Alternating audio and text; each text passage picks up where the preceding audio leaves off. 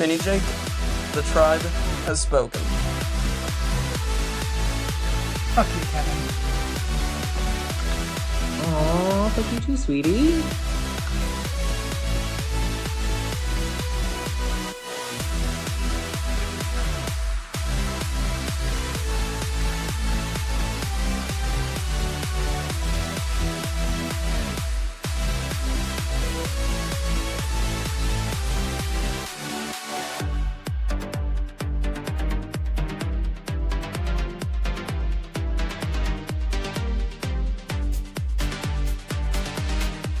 I'm JJ, one of the original Tribe of Nerds members. You can catch me on Marvel, Pokemon, and other gaming podcasts. What up? It's Josh, resident superhero nerd, but I also dabble in the occasional super villain as well.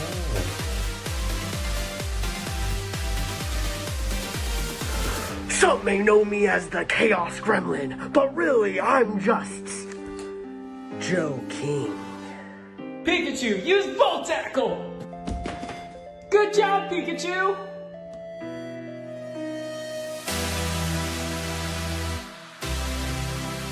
On the Tribe of Nerds.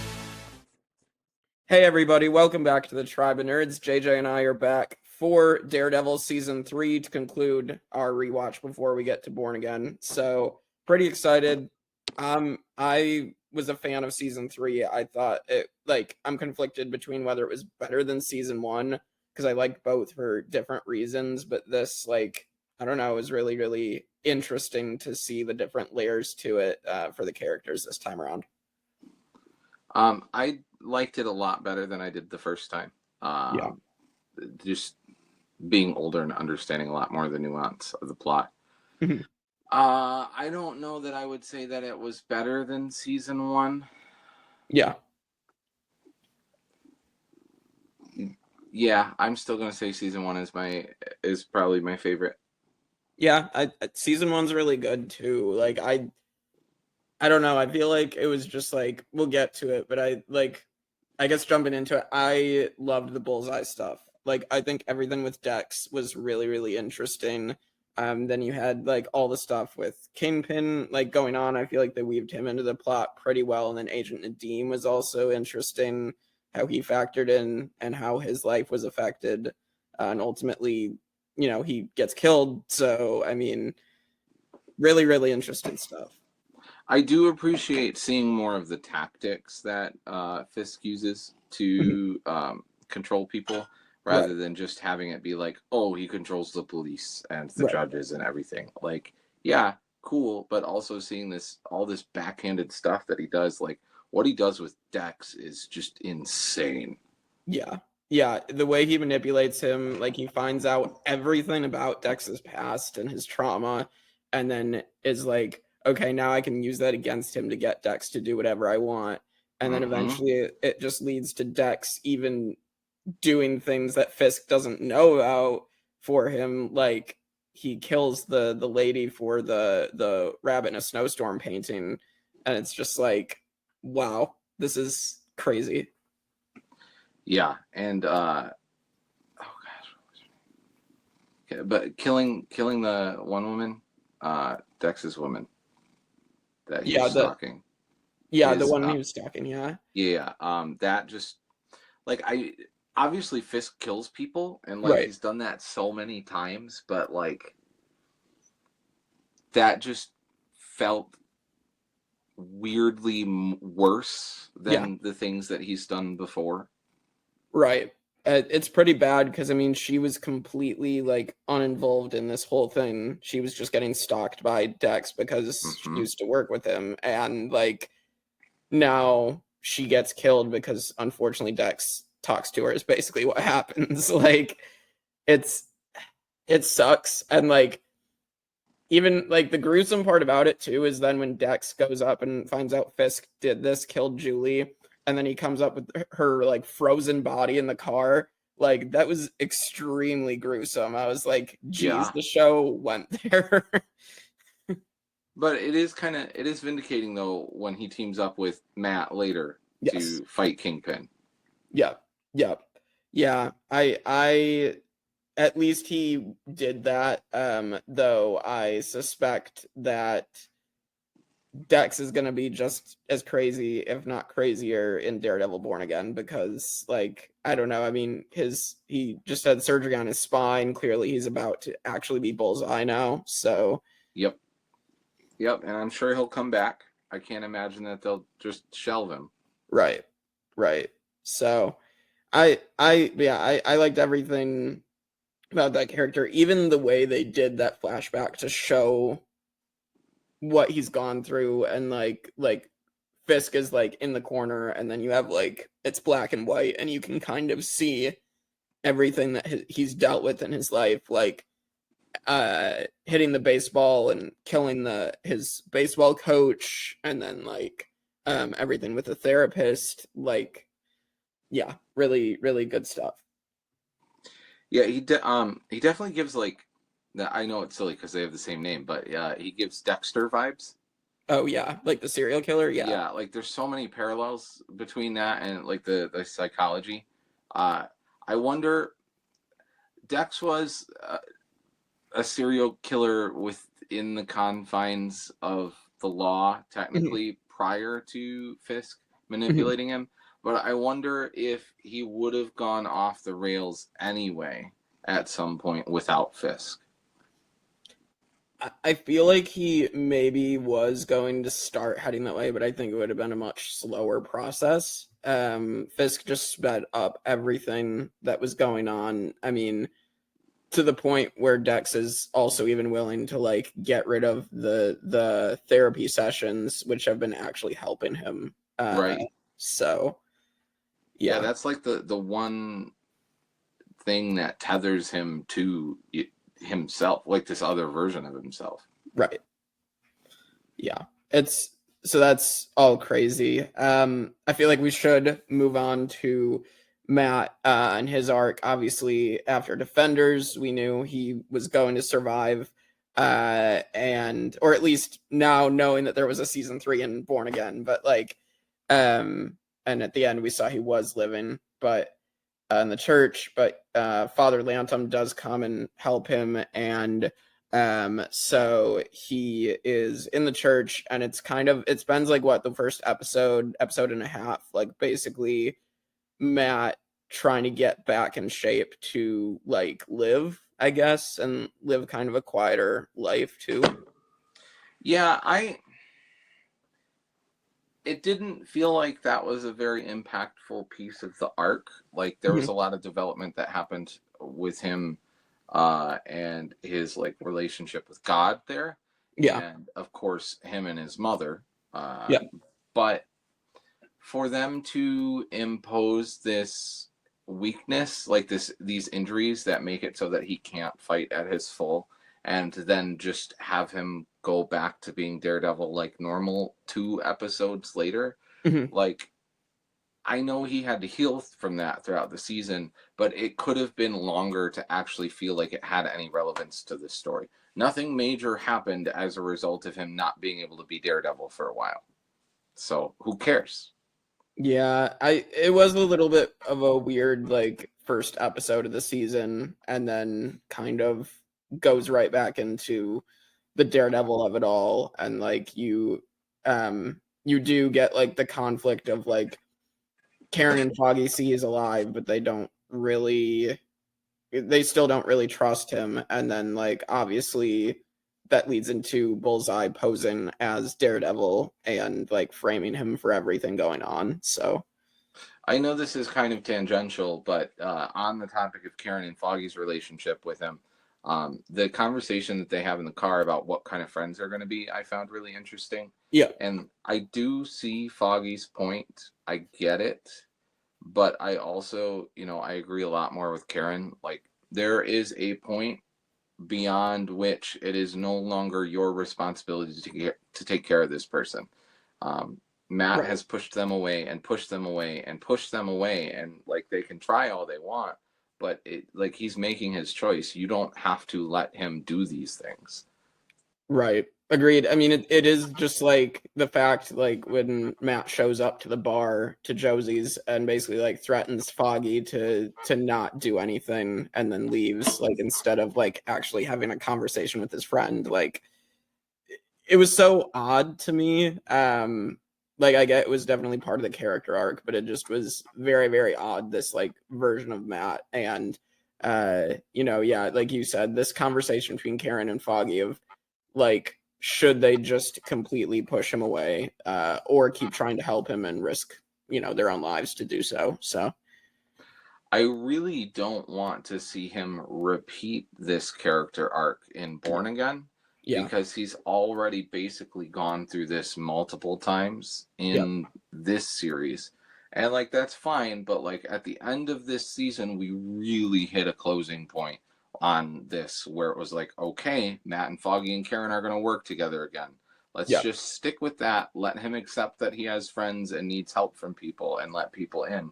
I don't want, it's not interesting if he doesn't maintain the traits that he's grown to develop. Yeah, I agree completely. And then getting to see Karen's backstory, like I did not expect Karen to have been like a party girl. I guess I just didn't really expect it, but then like the way they went with it in this tragic, backstory for Karen of like her previous life, she partied so much and, had drugs really ruined her life, got her brother killed. Like it's crazy and it's very, very sad. And the fact that like her father, and I, you know, whether her father is like justified in it, I get like why he doesn't want Karen around anymore. Like she tries calling him and asks if she can, stay with them, and he's like, not right now. And so I kind of get from that perspective because, everything that has happened and what she did.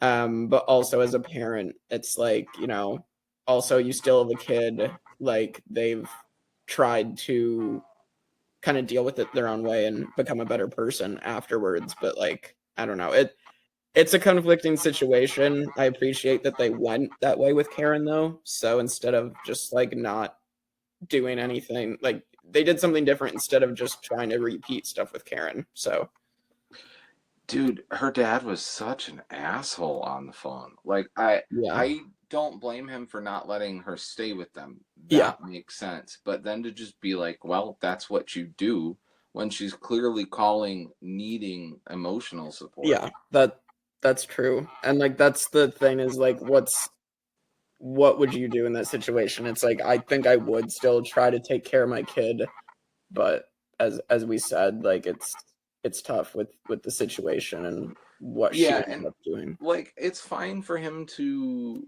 remove supports in like some supports. Like it doesn't seem reasonable for him to give her financial help. Right. I understand him not wanting her to stay at their place. I don't know the extensiveness of her past, but like a lot of addicts, like they'll get money whatever means they can, even if that means like stealing or selling your things. So if that's something Karen's done in the past, that would be totally reasonable. But there's no reason you can't even just over the phone offer emotional support through a phone call conversation. Yeah, it's so difficult. I don't know. Like I'm just glad like we saw this side of Karen, and it also does explain like the confrontation with Wesley a little more because it's still a conflict she's dealing with. Like she ends up telling Foggy and Matt like this is what I did, and so like for this to kind of sort of explain that for her, like, or to her, like to her doing that later, like I think it's a good way of going about it, I think. Yeah. And man, the development with her killing Wesley in this season. Yes. Not just with Foggy and Matt, but with Kingpin and her telling him. Yes, and the reaction to that. Yeah, that was crazy. And like the fact that she goes in there like knowing she's going to do this and that she is going to spill this information herself to possibly get things out of him and kind of I feel like she knew she was about to get that type of reaction from him, and that's what she wanted. But still, putting yourself in harm's way to literally probably get your head smashed in by Kingpin, like it's crazy. Yeah. It the brazenness of the reporters in this show, man. Ben and her both, and their confrontations with Kingpin. Yep. That it is crazy. Yeah, and I mean, and then with Foggy, it is cool seeing more of his life. He's now with Marcy from season 1, so that is cool that they kind of also developed on that relationship, because they obviously she went to the same college as Matt and Foggy, right? Yes, same, I think that's what I remember. Yeah, I like her a lot better this season than I did before. Oh yeah, but I still don't know that I understand her and Foggy. yeah, I get that. I mean, like, because season 1, she felt like she was just like, I don't know, she felt she was more interested in Foggy than Foggy was in her originally. And then also she was doing like all this stuff for Fisk as well, because she was working for Fisk. So, and I don't think now, she knew that originally, though. Oh, she didn't know. Okay. Well, no. Actually, that's not true. Because, well, she knew that Fisk was one of her firm's clients, but this was before she knew that he was a bad guy. Okay. Yeah. That makes sense. Yeah. Yeah, because she was kind of like their mole almost. Right. I remember that, because then Yeah. she ended up giving them information, Matt and Foggy. So, I do remember that. But yeah, it is interesting, like going back from season 1, and then all of a sudden we see Foggy and Marcy together, and it's like, oh, okay. But they do seem happy, and it seems like a pretty healthy relationship that they have with one another. So yeah, bring out the best in each other for sure. All right, and then we need to talk about Fisk, and then Agent Nadeem. So we'll go to Fisk and everything. Obviously, we've talked about him manipulating Dex to do what he wants. I mean, the fact that his reach into the FBI with like Nadeem, and like everything with like that scene where he has convinced like the head of the FBI to, help him manipulate Nadeem more, and then to the extent of killing another agent in front of Nadeem, and like basically framing him, like that was nuts. I did not expect that in that scene. Right, and for him to eventually get the leverage over Nadeem to get him working for Fisk, and obviously, like, Nadeem was still doing the things that he could against Fisk, but it puts more weight on things like in the first season where I don't remember his name either, but where he had one of the cops kill his partner of like 10 years. Like, that was insane too. But when he finds all these pressure, like the right pressure points for each person. Absolutely, yeah. And the fact, like, he kills Julie, and then you find out that Vanessa comes in, and Vanessa is the one who ordered Nadeem to die. Like, that was a good twist. I don't know. Like, I even like this season, the fact that we see that Vanessa, like, she actually loves Fisk, like, for real. And like the fact that she is just as sadistic and evil as he is, like, if not more. Like, she is obviously convincing Fisk to kind of also have like do the things he's doing. Like, it's pretty crazy. So do you think she was that way before she met him, or that he brought it out in her? I think he brought it out of her just as much as she brought it more out of him. Because, like, obviously he was that way before he met her. Obviously he was doing all this crime stuff, but I think she definitely brought even more out of him as well. And he made her who she is now. So, well, she could be a lot of the reason too, like in the first season where he made the switch to I'm going to be the bad guy. Right. He decided that she could have a lot to do with that. That's true. Well, and the fact, like, she is the reason that he starts doing a lot of the killing he's doing even in season 1. Like, literally the reason he kills one of the brothers, the Russian brothers, is literally because they interrupt him and Vanessa. So right. Like, she is a major reason for what he does. You know, it's kind of funny, ironic, I guess, that all of the people that he was working with and the ones trying to kill him, like, they're all dead now. Even Madame Gao, Yeah. supposedly. I mean, who knows? Supposedly. But, and now here he is back on top. Yep. I mean, and the fact also, like, he starts out in prison. We've seen him season 2 that he was in prison, and here it's like him getting out of prison on like this agreement and then like being under, I guess, house arrest, so to speak. And then rising back up to the top. I mean, we're gonna see him in Born Again, the fact that he is now the mayor of New York City, which is wild.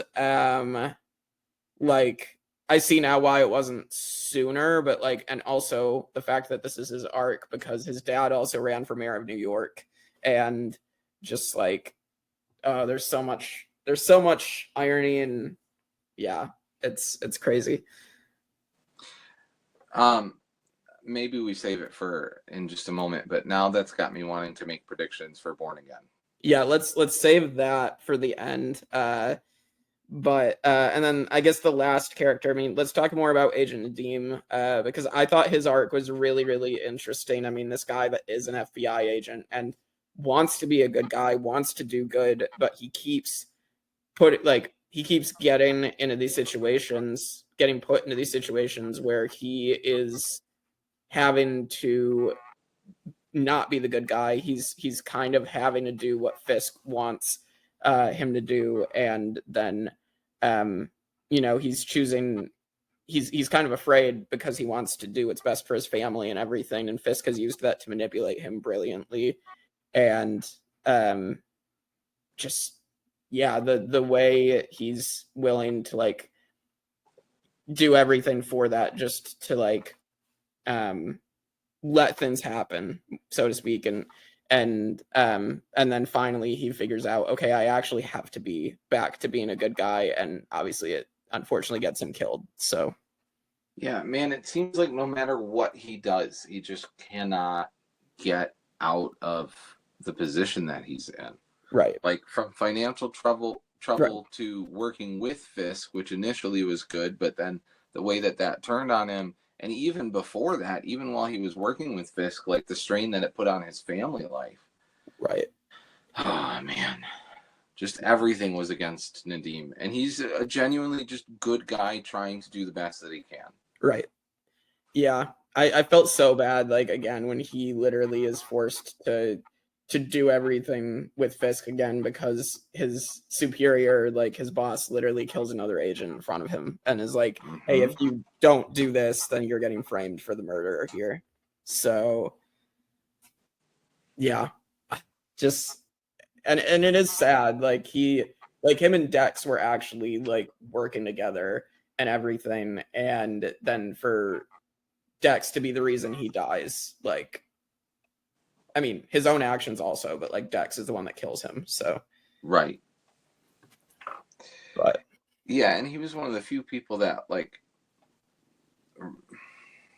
I don't know that I would call him a friend to Dex, but like at least, was pretty kind to Dex. He was very kind to Dex, at least. I don't know if helping is the right word, but I mean, he was trying to be nice and being like helpful to where he could, and giving Dex like what he needed in the FBI. So I did appreciate that the wordplay they did with that, the exchanging and information. Like, I shouldn't, like, I wouldn't be able to tell you this thing, right? It just seems very clever.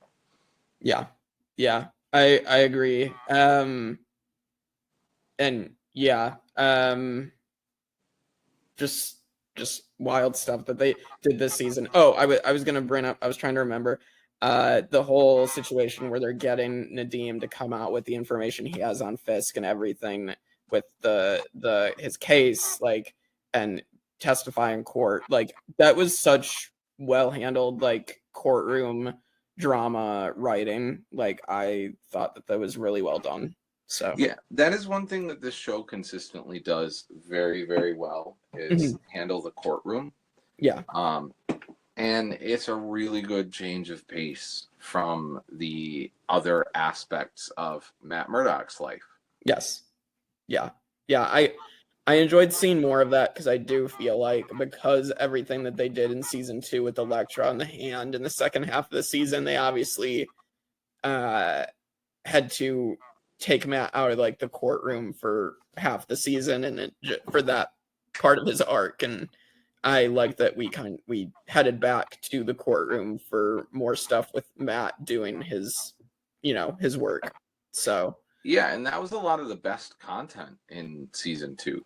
yeah, exactly. Like the Punisher trial was really, really good. It just was like I would have preferred had Matt actually been able to do more of that instead of having to deal with the Elektra stuff. But I get why it was there, so I'm not like upset at it. But looking back on it, I think that I want to see more of that stuff. So I'm hoping more of that is in Born Again. Well, I wouldn't be surprised if we get more of She-Hulk in Born Again and like more lawyering stuff from that. Although hopefully it doesn't move in the Disney humor-fied direction. Yeah, I would hope that it doesn't turn into what She-Hulk did. I am a little worried about that, but I feel like I don't know, like there are things going on to where I have heard like they had to like reshoot and rewrite a lot of Born Again, so that does make me worried, but maybe they saw because of what people wanted, they're like, we can't do what we were doing with She-Hulk. We actually have to give these people like legitimate what people love about Daredevil. And so I feel like all of that was done to help that show be what fans wanted. So I am real concerned with Disney taking over Daredevil. yeah. Yeah. I mean, they managed to do well with Deadpool at least. So Yep, they did do that. But also they have the freedom to do most anything that they want because right. they're branding it as an entirely new show. Right. So, but we do have the opportunity for a lot more other canon universe stuff to come in now, which would be cool too. Yeah, and things that I have heard that stuff from the MCU does make its way into the show. I will say I am spoiled on something that happens, but I'm hoping I get some surprises. Like I know one big thing, I know a couple of the characters that I think show up, but I don't know everything. So like I there's some things I'm sure I don't know, and I'm interested to see what I don't know. So I would not be surprised if Spider-Man appeared at some point. I wouldn't be surprised if they pulled in any of the Defenders. She-Hulk definitely seems like a likely candidate. That's one that I think will show up. yeah. Outside of that, there's no one that I think for certain would show up. It'd be real great if they brought back the Punisher. Oh, yeah. Yep. Yep. I think I know John Bernthal was confirmed to be in Born Again as well. So like he is going to be in it. I don't know to what extent though. That shows that I've done no research. Yes. Yeah. I also unfortunately believe due to Sony, I believe Marvel can't use Spider-Man in live action TV shows, which is dumb. But I mean, Sony's been holding that kind of stuff back from Marvel for a while. And so that's a big reason why I haven't been a fan of Sony. And I mean, their kind of laziness with the material has shown in the projects without Spider-Man. So Kate Bishop as Hawkeye would be a pretty likely candidate as well, I think. I think so too. I'm hoping to see her again. I mean, we saw her at the end of the Marvels, so I would assume that that's a character we could very likely see again. I'm not spoiled on that, so I have no idea. But I would hope. Likely or unlikely, who would you most like to see team up with Daredevil? I mean, Spider-Man would be there if they could get the rights from Sony, but Okay, that's fair. let's see. I mean, Doctor Strange would be kind of cool, even though that's not at That all would be like a Doctor very Strange would be- strange, no pun intended, but very strange pairing. right. I mean, one is wild, crazy magic, one is more grounded. I don't know. I kind of think that'd be fascinating, but I don't know. I'm trying to think of like anybody else. I mean, the X-Men would be cool again, especially now. I believe, at least in animated form, Daredevil did show up in some of, or like a cameo in X-Men '97. So I mean, Okay. but that I was think also Daredevil and Wolverine would be a really cool combo. yes, yeah. Daredevil and Wolverine would be fun. So I don't know. I'm hoping. I'd love to see like the X-Men. Maybe in a movie. Hopefully we'll get Daredevil and Spider-Man. Like maybe in Spider-Man 4, Daredevil does show back up. I mean, in suit. Like I'd love to see that. That would be cool. So I mean, again, he was already in No Way Home, so they just have to put him in his Daredevil suit, have him do Daredevil stuff. Like, I do want to see that now. I think the non-MCU character that I would most like to see would be Ghost Rider. Ooh, I think Daredevil would be a great show to bring him in through, not just because of the darker themes, but also, the level of like religious ties. Actually, being a creature of hell that makes people see all of their sins that they've done feels very on brand for Daredevil. yeah. Now that you say it, yeah, I actually think that'd be really fun. So, I'm totally down for that. I don't know. I'm just hoping to see the MCU get back on track. I don't know if Born Again. I would hope Born Again can contribute to that a little bit. Just with the nature of these shows, it is harder for them to pull in too many tie-ins. I feel like I just feel like they've been holding back on that for the shows, and I'd like to see more meaningful tie-ins. Like I just want to see the connections. That's what drew me to the MCU in the first place. So Yeah. I wouldn't.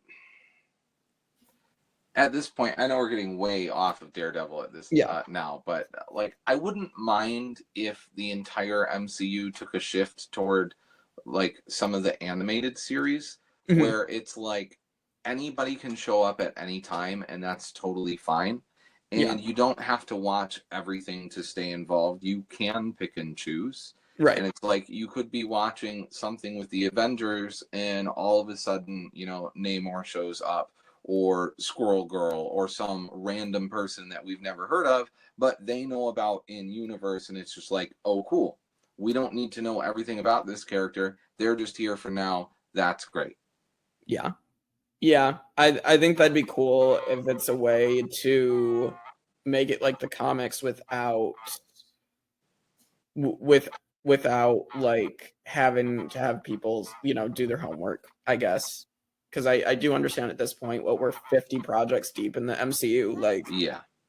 so I do get that part of it. Like, rewatching the MCU is going to be a pain in the ass right now at this point. I think that style can't be done very well through like a dramatic series. But something like X-Men being, more like an anthology series, maybe not entirely anthological, but like more in that vein, could work really well. Or What If would be a really good place for that. Like just start bringing in a lot of random people. Yeah, if they could get the What If concept correct, then that'd be nice. Unfortunately, I think season 3 was the last season of What If, they said, and I think they completely botched it. So not Disney doing the Netflix cancel after 3 seasons. Yeah. I don't know. At this point, I think they realized how horribly they botched it, so they just decided to get rid of it. I don't know. Oh, go ahead. I was just gonna say as well. I forgot to mention Moon Knight as well. Moon Knight is a character I'd like to see in Daredevil. That would be an excellent pairing. Yeah, I would love to see them. I'd love Oscar Isaac to come back. What were you gonna say? Well, first, Daredevil would hate Deadpool. Just hate him so much. But do you know if they have the same fight choreographer as they did for the Netflix Daredevil? I do not. That'd be something we could look up when we're watching Born Again, and kind of.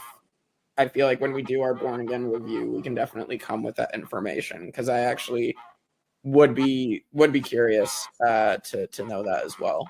But that's probably my biggest concern with Disney taking over. I don't want to see the same type of CGI acrobatics that they did in She-Hulk, because that's just so far off from what this show was.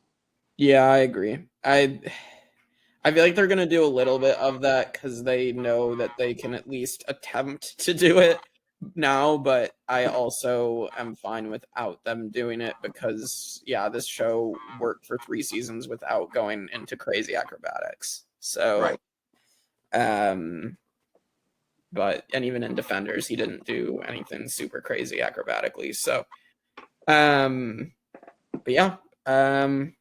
that is it for our Daredevil rewatch up to Born Again.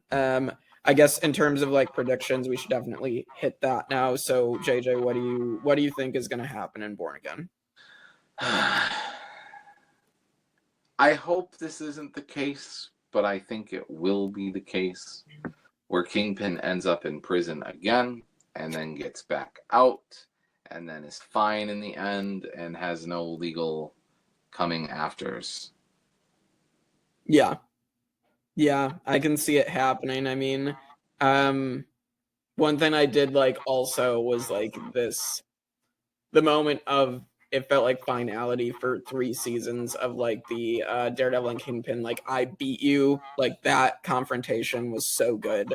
Yeah. And so I don't know, like to go from that to like the further conversations I'm assuming Daredevil and Kingpin are gonna have, like it's going to be interesting, but I don't know how you go further than what they ended up going with at the end of season 3. But I could see that happening with Fisk. I think that I don't know exactly what the arc for Matt is going to be this time around.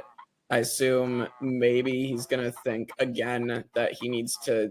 Like, I don't want this to be the arc, but I'm kind of thinking that he might give up being Daredevil again for a little bit. Like, I'm worried about that because I don't need this thing of, like, a superhero giving up, having an identity crisis. Like, I don't need the Tobey Maguire Spider-Man kind of thing to happen again because I feel like that happens way too often now.